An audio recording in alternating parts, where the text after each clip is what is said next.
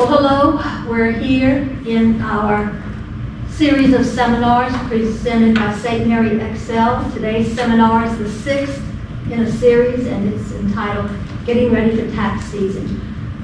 The way that this video will proceed is that introductions. First of all, my name is Monica Mancuso. I'm with St. Mary Excel, and we've taken it upon ourselves to support businesses in the Morgan City and Berwick area. This all got started from a ULI panel report that was done in 2018, and in this study it said that basically businesses really needed to get support. So after we look just a little bit more at the background, then we'll have the presentation. There'll always be time for questions and answers. And as I said, this is the sixth in a series of 7 fall seminars that we hope that you're enjoying and that we hope that you're learning from. As I said, ULI came to Morgan City and they evaluated the area, and they came up with a report that said building the foundation for a new economy along the Atchafalaya River. It just doesn't happen. You have to do things like seminars and share learning and share information.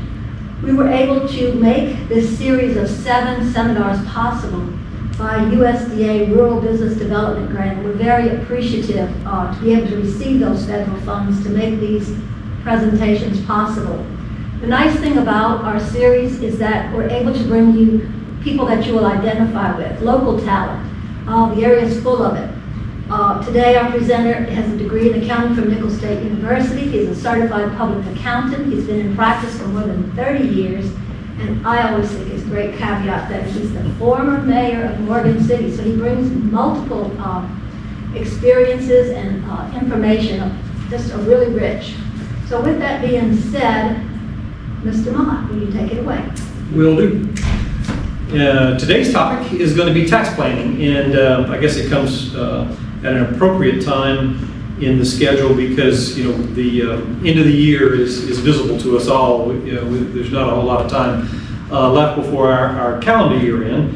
For some businesses, of course, they have fiscal years, and so planning may involve other times of the year, if you will, but for individuals primarily, and for a lot of partnerships and S-corps and so forth, their year end is December. So the coming of December kind of brings to mind the year end is coming. What do I need to do to prepare for the upcoming tax season and filing of tax returns that'll be coming?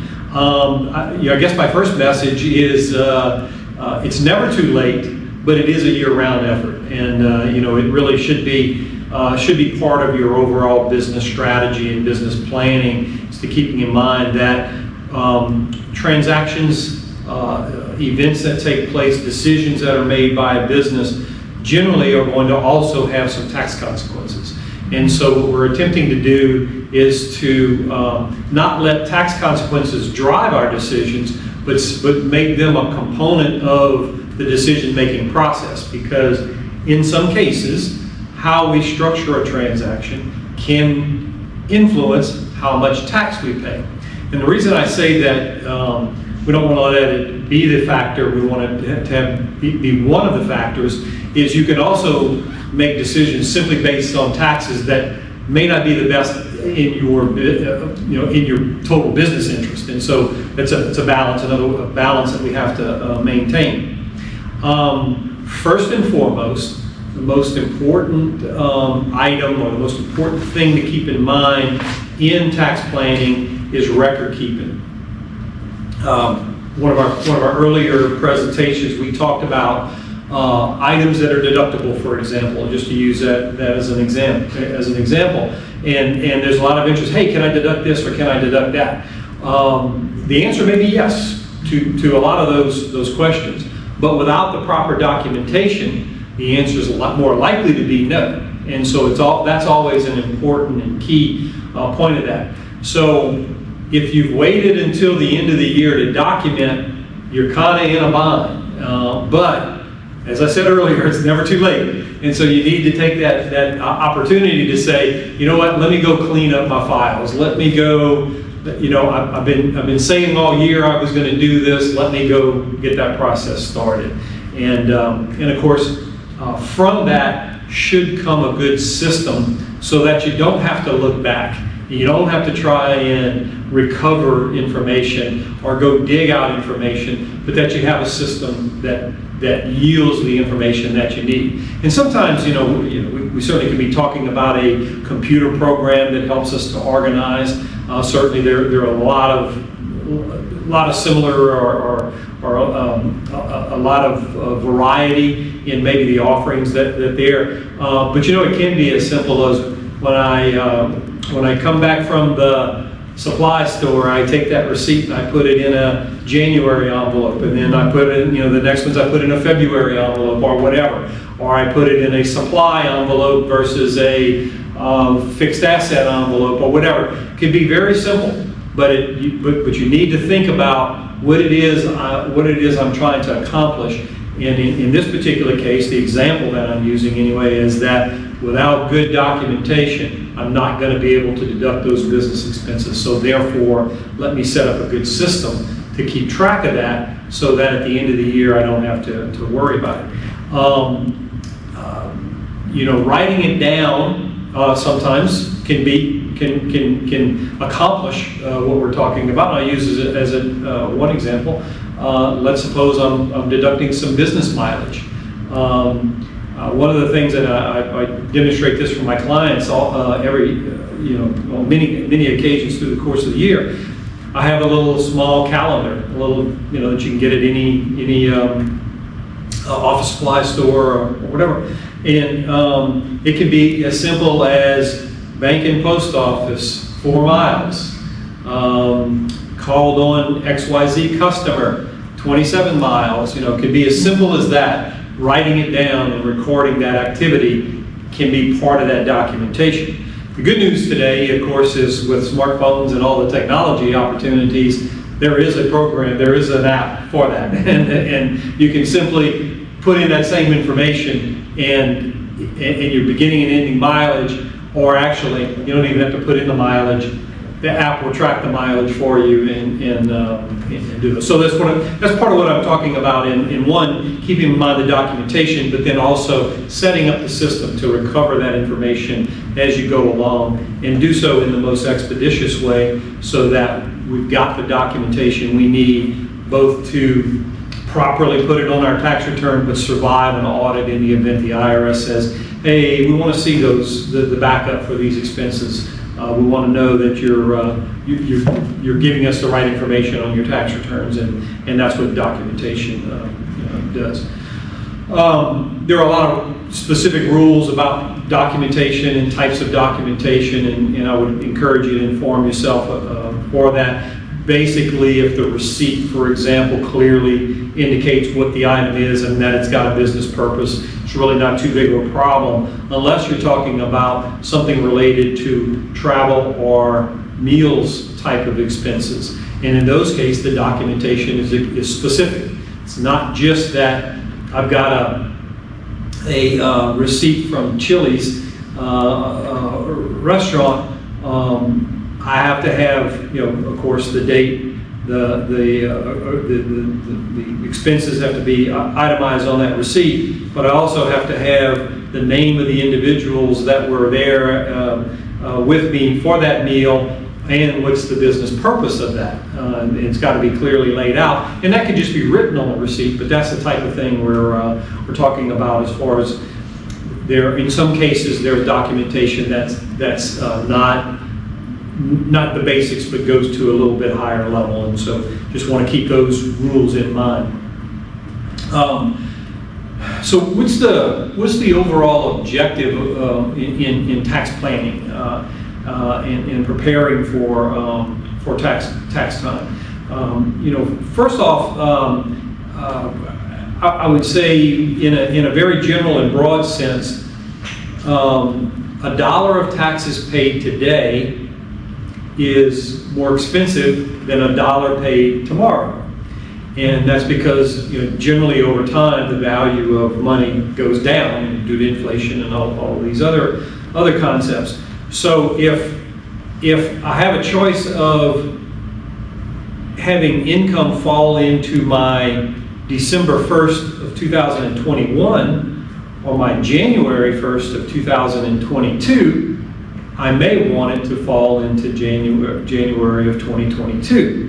If I have the opportunity to pay a bill and thus deduct an expense, I might want to deduct it in 21 rather than in 22, because that would reduce my liability, and yet it's the same expense. So whether I pay it in December or January, doesn't matter. Both are coming out of my pocket.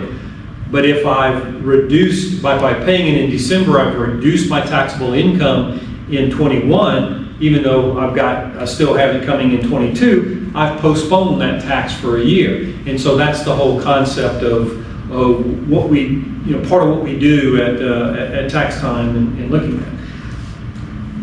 That's a general rule, and it doesn't always fit the circumstances. And I'll give you a couple of examples. Maybe my 21 is a very high tax year. I've got a lot of income this year. So I really want to push as much over to 22 as possible because I'm in a higher bracket than I anticipate being in 22. But I could have the reverse situation. Maybe I know I've got some income coming in 22 that I won't have a bunch of expenses to offset. And so I anticipate that my bracket's actually going to be higher in 22 than it is in 21. I might want to take some income in 21. So those are circumstances where, like I said, there's no simple, straightforward rule other than you need to know what the marginal tax bracket is. And that may be a term that you're not as familiar with. We talk about what's our tax bracket. The IRS, the codes for individuals have brackets that range from basically 10% all the way to 35.6%. And then there's some other surtaxes and things like that, so I don't want to overly complicate it. But where your income falls, the income range determines what that marginal tax bracket is. Marginal tax bracket refers to what is that next dollar of income, at what rate is that next dollar of income taxed. And conversely, that same marginal rate is what is that next dollar of deduction taxed, at what rate is it taxed, or at what rate does it give me a benefit. That's your marginal tax rate. So you use that in planning, and so that's the highest of the rates. Your overall tax rate might work out to an average rate of 20%, but my marginal rate might be this 35%, and that's where the difference comes in, and that's what you need to kind of know in a general sense when doing the planning. What is my marginal tax bracket? And, generally speaking, you want to look back at your prior year returns, and that kind of gives you that indication. Because for most folks, their incomes are generally equal, or at least that gives you a base from which you can compare. You say, you know what, my income's not going to be as high this year, or it's going to be higher this year, and therefore is my bracket going to change, and how important, how significant do these decisions end up being. So, when we talk about the theory of deferral, of postponing taxes, we also want to take into consideration what might happen to rates. One of the big conversations we've had this year has been the potential for tax rate changes coming out of Congress. And in some cases, there was even some talk about retroactive tax rates and things like that. Tax changes that would be made that would retroactively affect income taxes. That makes planning pretty tricky because until Congress passes it, until the president signs it, it's not there. And so you can spend a whole lot of time planning for something that has been talked about that just may not happen. Or conversely, something may happen that never was mentioned and never was included in anybody's discussions, and then boom, you got a new scheme here. And I think those circumstances have both happened on a number of occasions, so it's a little dangerous to do some of those. I will say, just using this year as an example, I did have earlier had a client who was selling a piece of property and wasn't sure if it was going to close before year end or after, and he asked me would it make a difference. And I had to say, well, we know what the rates are today. We don't know what they're going to be tomorrow. So my advice to you would be close before year end if you have that control. If, you know, and in some cases you do, some cases you don't. And he has since closed it. Now, I find it less likely that there's going to be any major changes, but we don't know that. And Congress is still in session and things can still happen. So we really don't know what that's going to be. For individual taxpayers who may be business owners, but you know, because in many cases, you know, if it's a corporate business, just a regular, what we call a regular C Corp, corporation files a tax return and pays a tax, and then the individual is going to pay a tax based on his income, maybe a W-2, maybe investment income, and so forth. So now we're talking about individuals. A self-employed individual would have his business stuff reported on his individual tax return. If he's a partner in a partnership or a shareholder in what we call an S corporation, those are flow-through entities, so those businesses end up on his personal return. So he has both business and individual type income and deductions on his personal return. For those individuals, it's a little more complicated and a little more complex, and obviously there's a lot more issues that they have to deal with. But the first one to keep in mind is itemized deductions. There are far fewer people today itemizing than there were just back in 2017. And the reason for that is in 2017, when that tax bill passed, it significantly increased the standard deduction. It eliminated some itemized deduction, but it also increased the standard deduction. So that means the threshold you have to reach in order for it to be beneficial to itemize has now gone up quite a bit. So where it used to be, for example, a married couple might have a standard deduction of about $12,000. Today that number is $25,000 and some change, or for the upcoming years, $25,000 and some change. So, like I said, there's going to be fewer people itemizing. So knowing whether you itemize or not then kind of helps you to make that determination as to whether or not is there something I need to do before the year end in order to affect my tax return. If you don't itemize, then things like mortgage interest, taxes, state and local income taxes, state and local property taxes, charitable contributions and medical expenses, all of that kind of goes out the window. Now I get asked that question often, particularly with medical expenses. Hey, is it worth my while to keep track of that? Well, the answer to that is I don't know until the end of the year. And so you end up having to kind of keep track of it, particularly if you end up in a circumstance where, which certainly does happen, where individuals might have serious medical circumstances, and then keeping track of those costs do make a difference. You might not know that until the end of the year, though. You may not know that in January as to, well, do I need to keep track of this in January, February, and you may not know till December that, you know what, I've got to go back and get those expenses. But the same theory applies in itemized deductions. If you're itemized, and this is one little trick and one circumstance that we do look at from time to time. If you're the type of taxpayer who gets really close to having the opportunity to itemize from one year to the next, you don't always get there. Sometimes you do, sometimes you don't. One strategy is to attempt to bunch your expenses into 1 year so that you can deduct more, you get a deduction for those, and perhaps not get a deduction for the next year. Let me use a number that maybe explains that. So let's suppose we have a $25,000 standard deduction, and my itemized deductions in 2021 are $24,800, and my itemized deductions in 2022 are $24,800. Well, I'm continually falling short. But if I have the opportunity to say, you know what, instead of making that, I'm going to use church contributions, instead of making that monthly tithe to my church, I'm going to pay January's in December, and December's in December.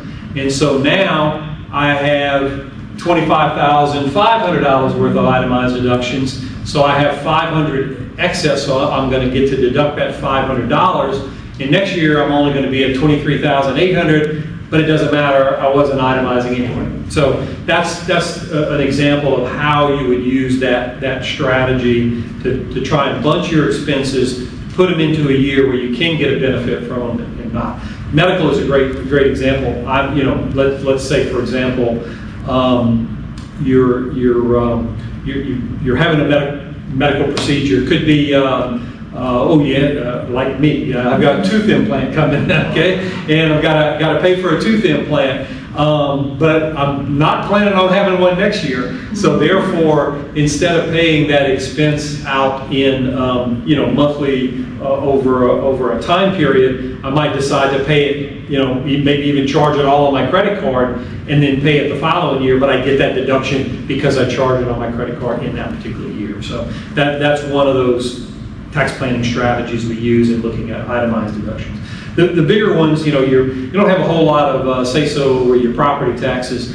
You do have some say-so over your income taxes. If you're paying income taxes, you could pay in December rather than wait until you file to put some expenses in there. Caution you on there is a limitation on state and local income taxes, so you do need to watch that.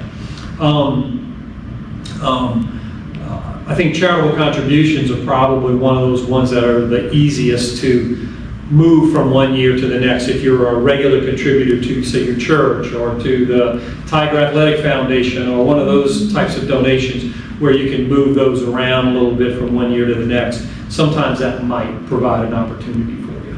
So we talked about deferring income or deferring deductions, or moving them around. Our itemized deductions are one of those sources for doing that. So this is the time of the year where you might just kind of take a look at those to see what opportunities might be out there for you.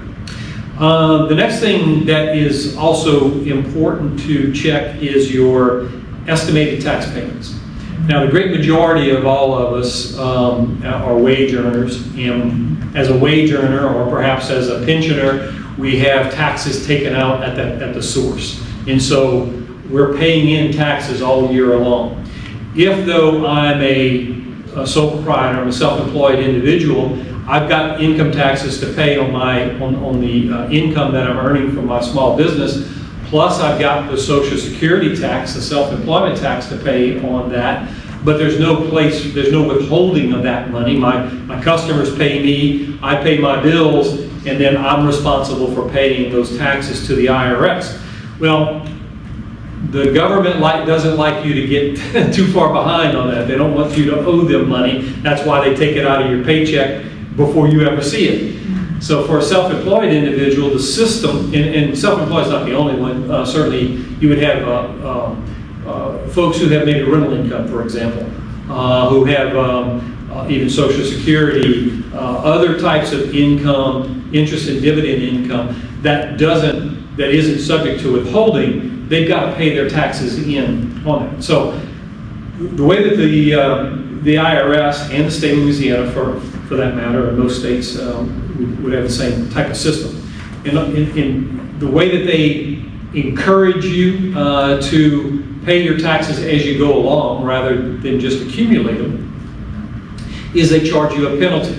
And if you fail to pay in 1/4 of your taxes at each of these quarterly pay dates that make up the quarterly estimated tax payment system. There are a couple of exceptions to the penalties to keep you out of it. Now, I won't really go into all of the detail there, but what it does do is it causes you to look at, okay, did I pay enough taxes in based on what my expected income is going to be? And I've got to do that by, as I said, each of those quarterly pay dates. So at the end of the year, like at this particular time, to avoid that penalty, and really what it is, it's called a penalty, but it's really interest they're charging you on you holding their money as far as they're concerned, their money over the course of this year.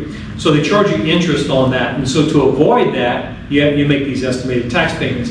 And with the year end coming, the next estimated tax payment due date, the December payment, is due January 15th. So you want to take a look at that and make sure that you're paid in, that you have enough paid in. And you do that by kind of estimating what your taxes might be. If you, let's say, for example, maybe you sold some stock, near the end of the year, and you say, oh, you know what, I'm going to owe some extra on this. Maybe I better make a payment on that, and that would be one of the tax planning strategies to avoid having a penalty on those amounts.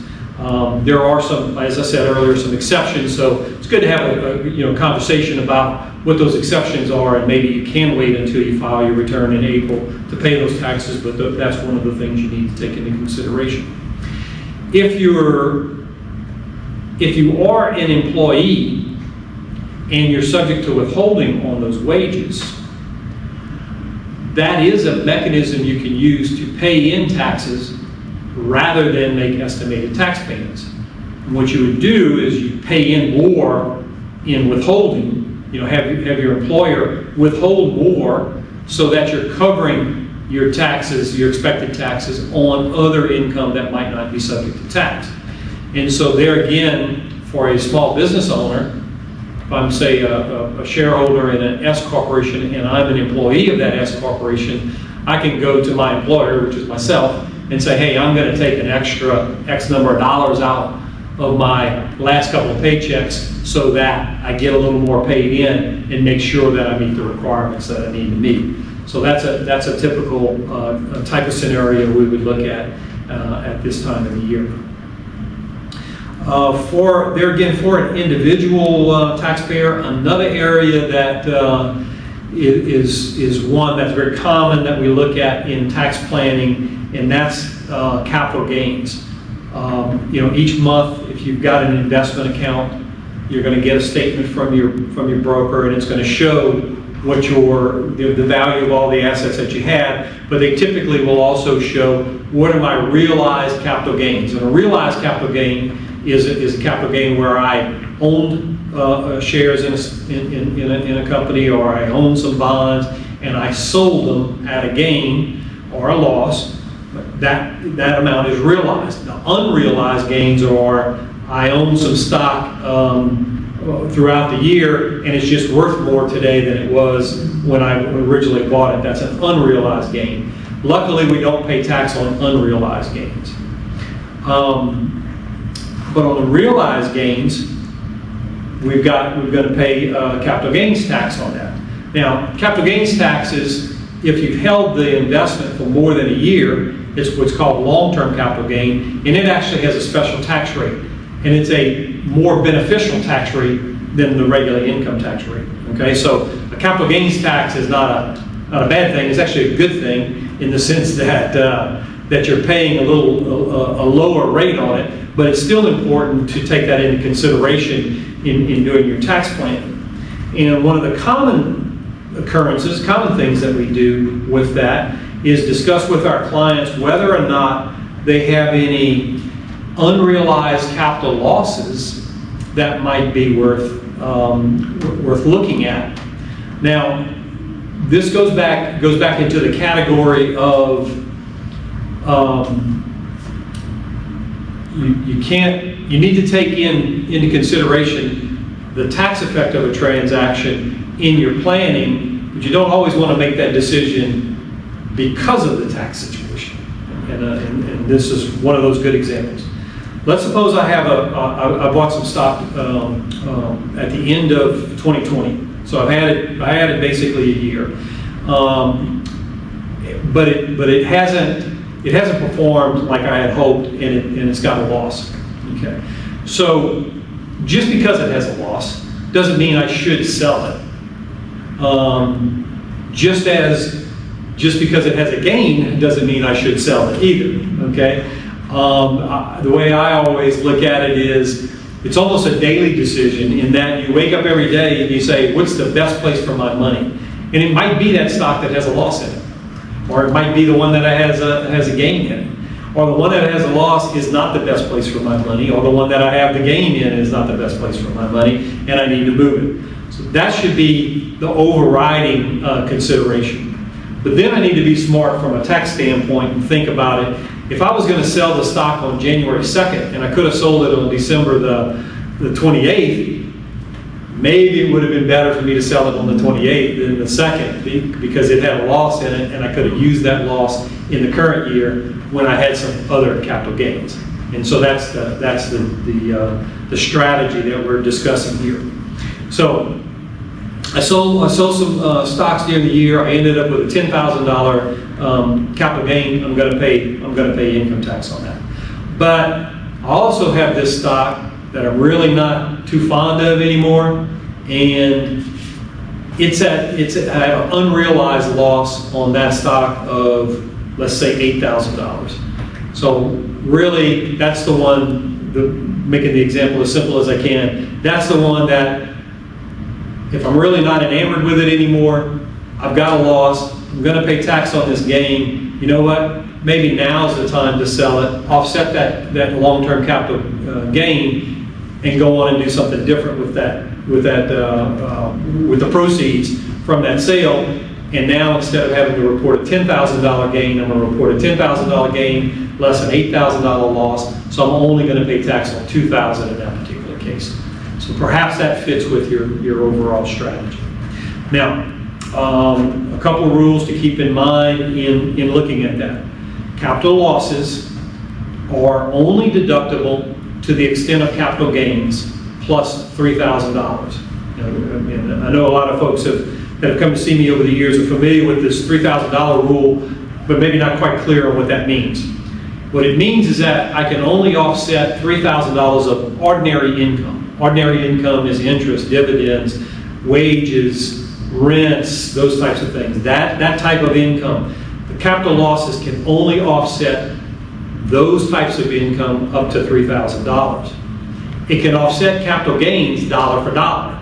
So if I have $100,000 of capital gains, I can take $103,000 worth of capital losses in that 1 year.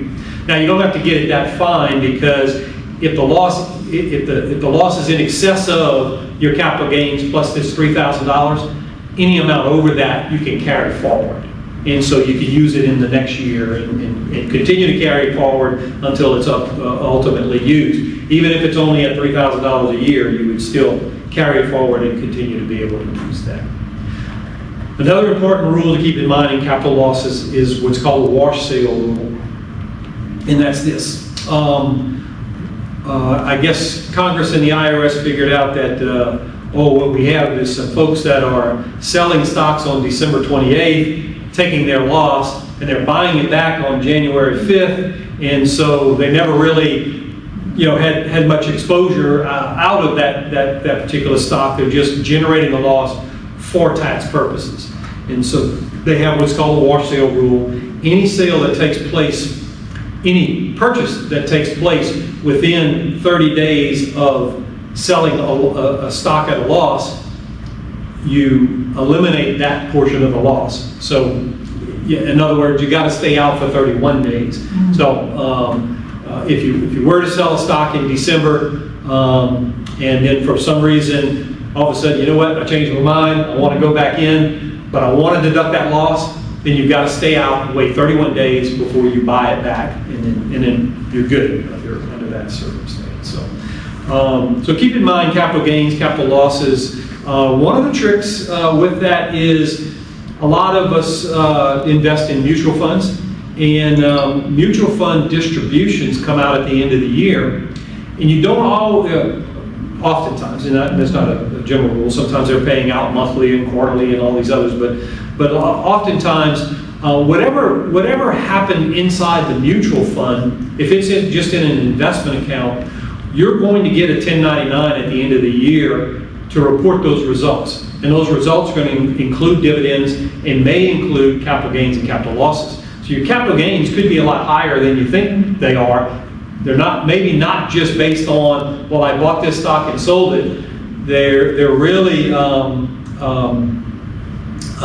my mutual fund may throw off some long-term capital gains that I have to also take into consideration and report on my tax return. So mutual funds add a little bit of complexity to it. I get asked this question all the time. I didn't touch the money, I left it in, so I don't have to pay tax on that. That is not correct. Unless it's in a retirement account, if it's in a regular investment account, whatever happened inside of the mutual fund is going to generate some form of tax liability. Now, in addition to that, that money could get reinvested, but if you then take some of that cash out, that could also generate a capital gain or a capital loss based on the difference between its basis and what you're retrieving. So a little more complicated situation. And that brings to mind another point about documentation. One of the tricks in all of this stuff in dealing with stock investments and bond investments and those types of things is keeping good records on your basis. Basis simply means what I paid for a particular item. Because the capital gain is the difference between what I paid for it and what I sold it for. That either creates a gain or a loss under those circumstances, and that's what I report. If it's held for more than a year, it's a long-term capital gain. If it's held for less than a year, it's a short-term capital gain. Long-term capital gains have a special tax rate. Short-term capital gains are just simply ordinary income. So keeping track of what that basis is important. Now, if you're buying and selling a stock within a brokerage account, the good news I have for you is brokers are required to keep that number for you and to report it to the IRS. So when you get your 1099, you probably have most of the information you need. Now, what happens if you inherited some stock? Okay, a little more complicated. Inherited stock, your basis is equal to the fair market value at the date of the decedent's death. And so that determines what that number is. There again, back in the old days, we keep the Wall Street Journal from our grandpa's day of death or our mother or father's day of death, because we can inherit this stock and we'd have this Wall Street Journal to look up the price that it was on that particular day. Today, you just simply Google it, and that you can get to that number, so it's a little easier. And the brokers will input that date and therefore calculate those numbers as to what that value was. So that's your value. Or a little more challenging circumstance, though, is somebody gives me stock. Okay, my basis in stock that is given to me is equal to the basis in the hands of the donee. Okay, so if Grandpa said, "Here, I went out and bought you each a share of Disney," it's whatever he paid for that Disney stock. And if he bought it in 1956 and he's giving it to you, that might be a hard number to determine. Number two, that Disney stock probably has split 15 times between now and then, and figuring all of that out can be pretty complicated. So that's why I say record keeping and documentation and those kinds of things are important. If you can come up with those numbers, it'll save you taxes in the long run when that time comes. I think we've probably covered enough of capital gains and losses, although there's probably some more we could go into. But the next topic I would talk about for business owners primarily here is auto and truck expenses, and how we document and how we deduct auto and truck expenses. So if I have as they refer to them today, a side gig, if I've got a little job on the side, and as a result of that job on the side, I've got to use my vehicle in that business, which you'll find most of the times the simplest and easiest way to deduct my auto and truck expenses that I might incur is simply to keep track of the business miles. Okay, IRS has a business mileage rate. I think it's 56 cents. It changes each year, sometimes more than once a year, but it changes. It's a published rate that you get. And so if you end up with I drove 1,000 miles for business at 56 cents a mile. That's a $560 deduction against your income. And that's fairly simple, except for the documentation. You've got to keep track of what made up that 1,000 miles.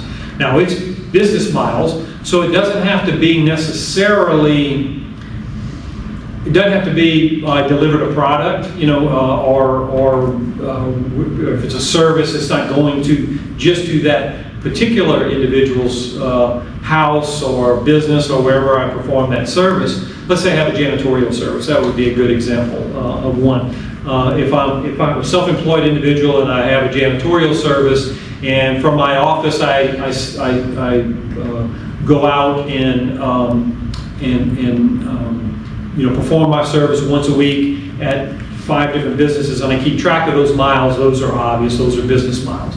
But I have to go to the bank and make deposits. I have to go to the post office and mail bills, pick up my mail, whatever. That's business. Those are business expenses also. If I have to go out and see a prospective customer who wants me to give him a price for what that is, that's business miles. And so that goes into that number. If I go to the Louisiana State Janitorial Service Association meeting in New Orleans, that business trip, as long as it's primarily for business purposes, that business trip can be mileage that I would use to calculate what my business mileage is. So keeping those records of what those miles are very important, and it'll even be more important when I tell you the other option you have in deducting vehicle expenses. The other option is to take your actual expenses. So what we gave you there was the mileage. Okay, I'm just taking this 56 cents a mile. Now the 56 cents a mile, what that's intended to do, that's a number the IRS calculates that is intended to cover all of the cost of operating a vehicle. The cost of the vehicle itself, the cost of the gas, the oil, the tires, the repairs, the oil changes, the insurance, and even the interest on the vehicle. All of that is they do it through some big national survey, and as gas prices go up, you'll normally see that rate per mile go up. If it goes down, you'll also often see an adjustment in that, but it's calculated on a national basis, and that's the rate that everybody uses.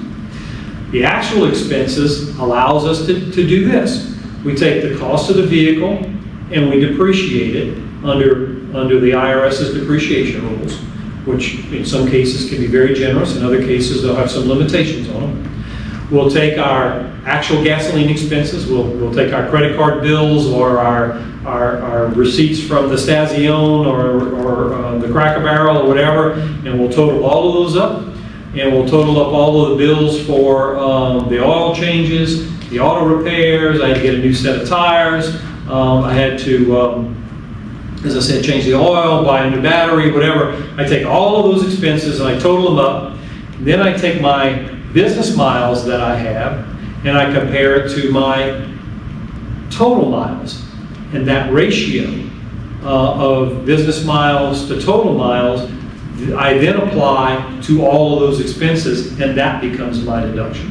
Okay, so you can see it's a little more complicated, but it can generate a much larger deduction, particularly in the early years of a vehicle's ownership, and particularly if it's not subject to the limitations. And what I mean by that, let's say I have a delivery van that is a large vehicle, that I use 100% for business, because it's what I make the deliveries with, from my shop.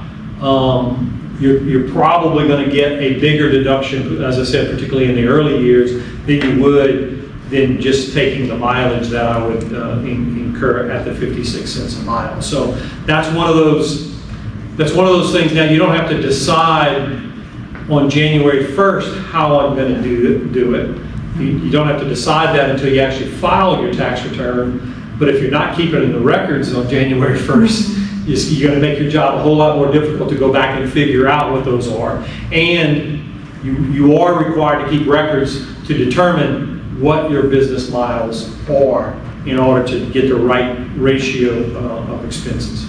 Okay, so that's how we deal with auto and truck. And that's one of those circumstances right now that we need to be looking at to determine, hey, what's going to be in my best interest for my business for this past year and of course, for going forward.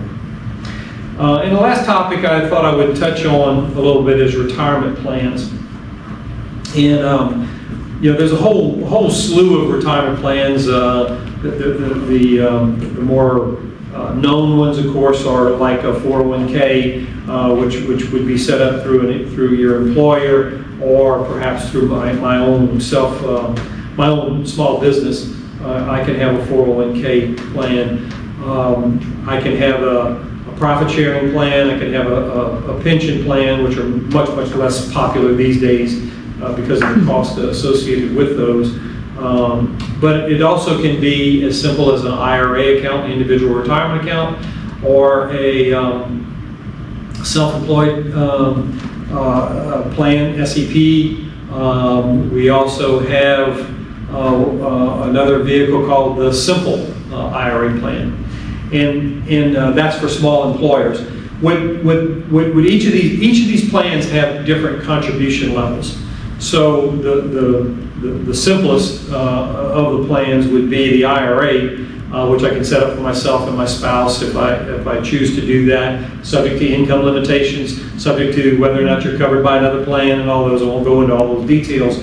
But the beauty of an IRA is this: I have until April 15th to make that contribution. So that's one that doesn't take a lot of planning. If I'm going to make an IRA contribution, or I'm going to wait and determine if I'm going to make an IRA contribution based on how my tax return comes out, I have until April 15th to do that.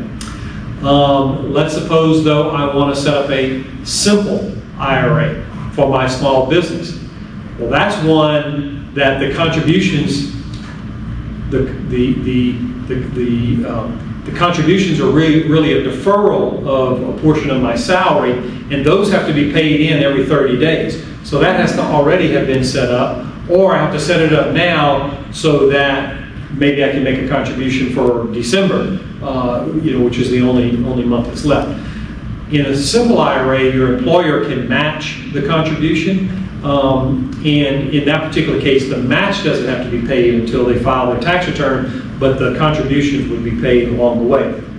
If I'm a self-employed individual, the SEP, the SEP, and SEP IRAs, those have much higher contribution limits, but that's one that has to be set up before December 31st. So for a SEP, say I'm self-employed, I decide I want to have a SEP, and I don't have any employees, let's keep it simple, it's just for me. I have to set the account up and the plan up by December 31st. I don't have to fund it until I file my tax return in April of next year when my tax return is due. So that's one of those items that we want to plan for. And then even if you're just an employee, and there again, go back to planning for taxes is a year-round thing.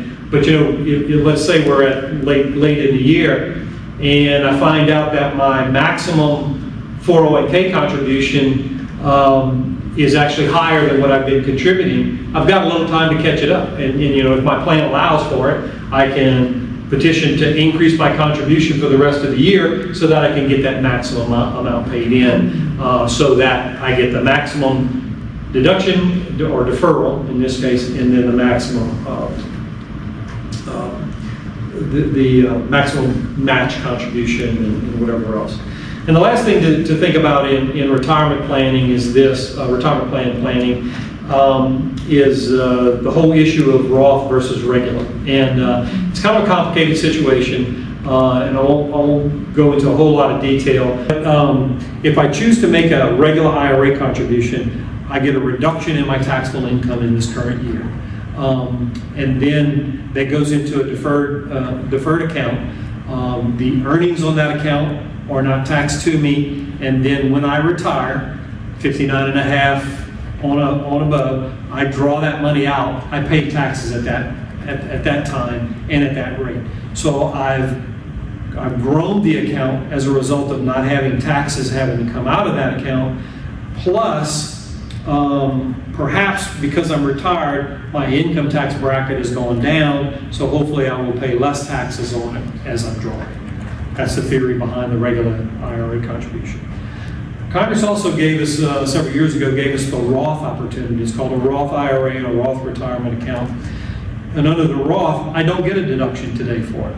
So if I'm making $50,000 and I decide to put $5,000 into my IRA account, but I elect to make it a Roth contribution, I'm still paying tax on $50,000.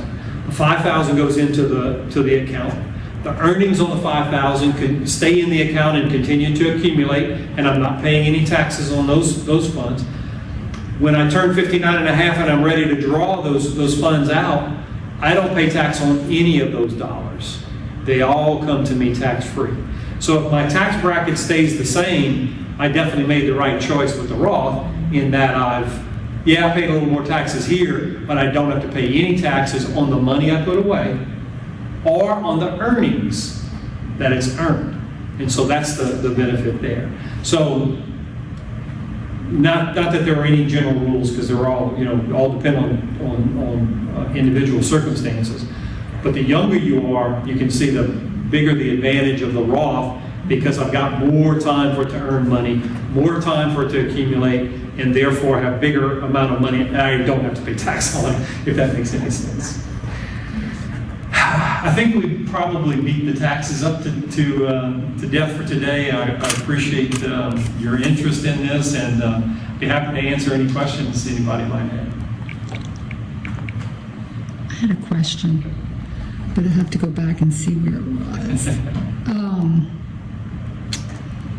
When you were talking about when you can continue to carry the capital gains and the capital losses forward. Losses forward. Explain that part again. Okay, sure. Let's suppose I had a good year and a bad year. Okay, and this one stock I made $10,000 on, but I had this other stock. Man, I lost $50,000 on it, and it's really not worth me hanging on to it anymore. I just need to take my cash out and go invest it somewhere else. So on this tax return, I've got a $10,000 gain and a $50,000 loss. Okay, so for that year, my $10,000 gain will be totally offset by the $50,000 capital loss, and I can deduct another $3,000 of that capital loss against other income. So my capital loss carry forward then would be, it started at 50. I subtracted 10 off of it to offset the capital gain, so I don't have to pay tax on that. Subtract another 3,000 because I'm going to offset that against my wages. So now I have $37,000 worth of capital loss carry forwards. So I carry the $37,000 over to next year. Don't have any capital gains. I'm doing okay, but I'm not selling anything. I'm just having it sit on the sidelines. Okay. So I have this $37,000 capital loss next year. Well, I can deduct another $3,000 off of that and offset it against my salary in the next year. So now I've got $34,000 worth of capital loss carry forwards that I carry forward to the next year. So I can just keep using it You keep as long using as it I want to use it. until it goes away. Yeah, $3,000. Or if in that next year I have another $10,000 capital gain, now I can use another 10 on that plus $3,000. So, okay. Thank Does that you make for sense? that. Yes, that makes a lot of sense. Okay. Thank you. All right. I don't think there's any more questions, but we definitely thank you, and we found it very important, and we will try to do really good record keeping, because the last seminar you mentioned is a whole lot less expensive for me to get the papers together, because for you to get the papers together, Yes. the rate is very high. Most So of us charge by the hour. Yes. record keeping. So thank you, Mr. Mott, and you've been fantastic across this whole series. We thank you for your time and your expertise.